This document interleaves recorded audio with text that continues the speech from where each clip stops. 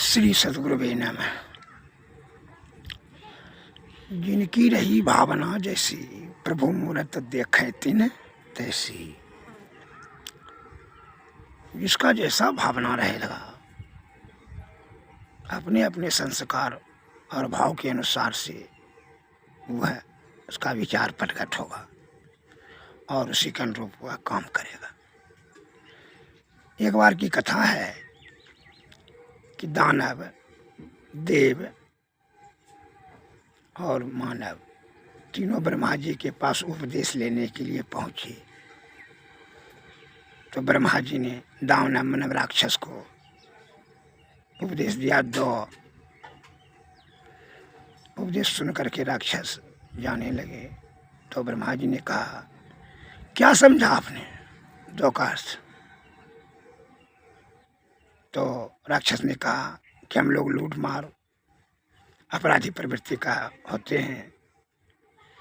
दो का अर्थ आपने यह समझाया हमको कि दया करो का ठीक समझा आपने। जाओ। फिर जो है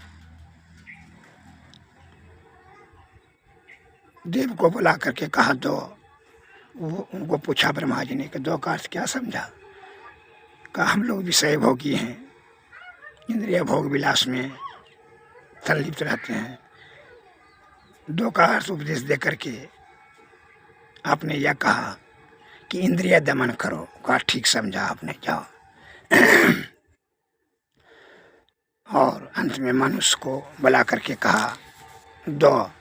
मनुष्य भी जान लगा। तो मनुष्य को कहा कि क्या समझा तुम दो का अर्थ?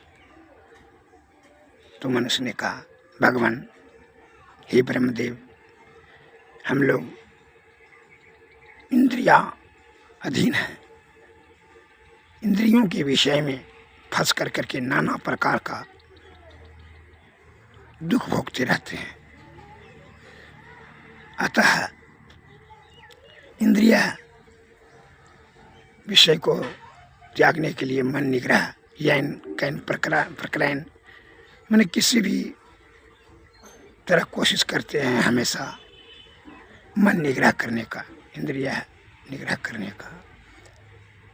तो दो का अर्थ आपने यह कहा कि दान करो, इससे धर्म की वृद्धि होगी और मन निग्रह करने की क्षमता प्राप्त होगी का ठीक समझा तुमने। अतः तीनों ने इस प्रकार ब्रह्मा जी के उपदेश दो का अर्थ अपने अपने भाव विचार से अलग अलग समझा।